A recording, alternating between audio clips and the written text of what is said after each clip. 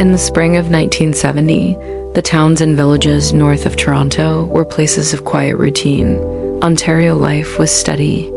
People left their front doors unlocked, neighbors exchanged gossip over back fences, and women at home with children rarely felt afraid when someone knocked on their door. It was the sort of atmosphere where safety was assumed, but that illusion was shattered on 2 consecutive Wednesdays in May. 2 women, both nurses, both mothers, were murdered in their own homes. Their young children survived, but were left traumatized witnesses. The killer was a stranger with a .22 calibre handgun. He forced his way in, committed sexual assault, and then executed them with calculated brutality. The cases were linked instantly, and the press branded the unknown assailant the .22 caliber killer. For decades, his identity would remain a mystery. Only later would it be revealed that he was not only living among the people hunting him, but that he had once worn a uniform meant to protect the public. His name was Ronald Glenn West. The first murder came on May 6, 1970. Doreen Moorby was 34 years old, a nurse, a wife, and a mother. She lived with her husband and their young children in Gormley, a rural community just north of Toronto. On that Wednesday afternoon, she was at home alone with her toddler son. Her husband was at work, her older children at school.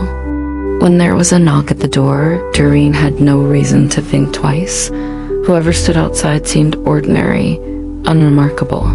But in the minutes that followed, her life was stolen. She was sexually assaulted, shot 7 times with a .22 bullets in the head, 2 in the back. Her toddler was discovered later lying under her body, terrified but alive. For police, the crime scene was shocking. The killer had shown no hesitation, no mercy. He left quickly, leaving the child as a living witness to horror. A week later, on May 13th, it happened again. This time in Palgrave, a village not far from Gormley. The victim was 37-year-old Helen Ferguson, another nurse, another mother. She lived with her husband and their 9-year-old son. That day, her husband was at work, her boy was at home. When the knock came, Helen too opened her door. The man entered, and the same script played out: sexual assault followed by execution. She was shot once in the head, twice in the back, and died instantly. Her son survived, though forever scarred by the memory of violence invading his home. For police, the similarities were unmistakable. Same weapon, same method, same pattern. The killer had chosen women alone at home with children, both nurses, both in rural Ontario, and had used a .22 calibre RE firearm with deliberate intent.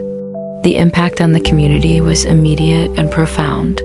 Panic spread quickly through rural Ontario. Newspapers carried screaming headlines. Women who lived in isolated houses felt they could no longer open the door.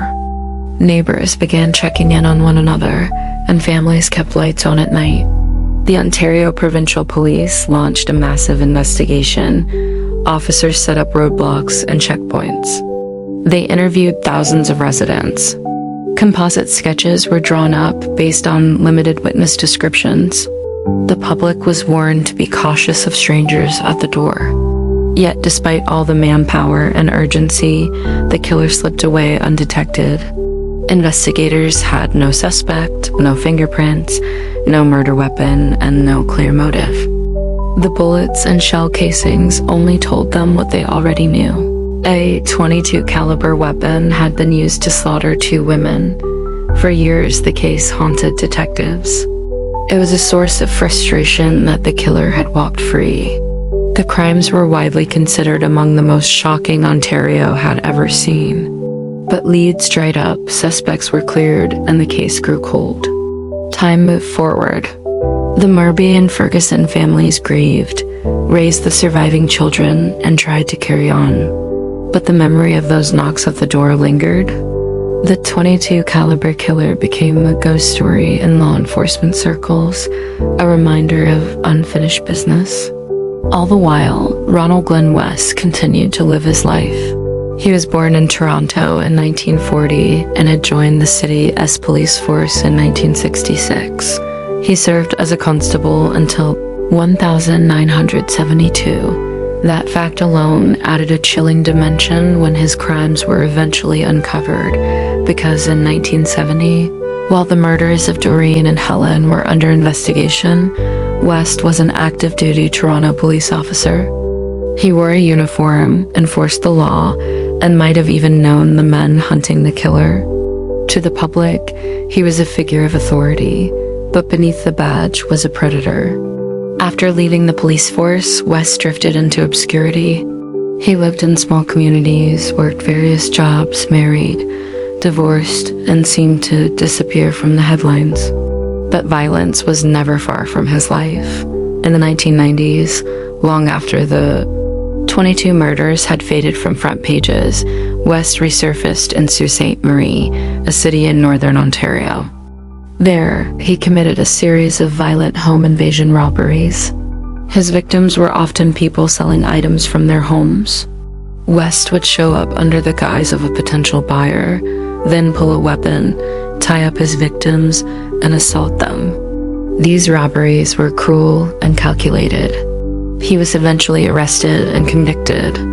That conviction, though unrelated to the 1970 murders, placed him under the scrutiny of investigators again. It would prove to be the key to unlocking the past. A bizarre twist helped reopen the cold case. After West's family sold his old house near Blind River, the new owners began renovating. Behind a bathroom wall, hidden for decades, they found an envelope. Inside were gun permits registered in West's name from 1969 and 1970. Among them was a permit for a .22 AALAB, or a handgun, the exact type of weapon used in the murders of Moorby and Ferguson. The discovery electrified investigators. Forensic technology had advanced enormously since 1970, and the Ontario Provincial Police decided to re-examine the old evidence. Astonishingly, semen samples from both murder scenes had been preserved. Decades earlier, investigators had collected the evidence, not knowing whether it would ever be useful. Now, with DNA testing, it became the linchpin. Police obtained a DNA sample from West through a letter he mailed while in prison for the robberies. The analysis was definitive. The DNA from the 1970 murder scenes matched Ronald Glenn West. The cold case had cracked wide open. In 1999, nearly 30 years after the murders, West was charged with the killings of Doreen Moorby and Helen Ferguson. The announcement stunned the public and shocked those who had served with him in the Toronto police. A former officer, one of their own, had been the predator they had hunted in vain.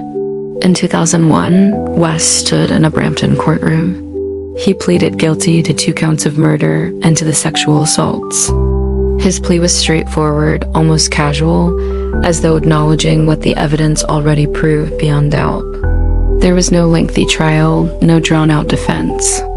The judge sentenced him to life in prison with no chance of parole for 25 years. For the families, the guilty plea was both a relief and a heartbreak. They finally had a name, an identity to attach to the faceless. 22 caliber killer. But it also meant reliving the details of how their loved ones died.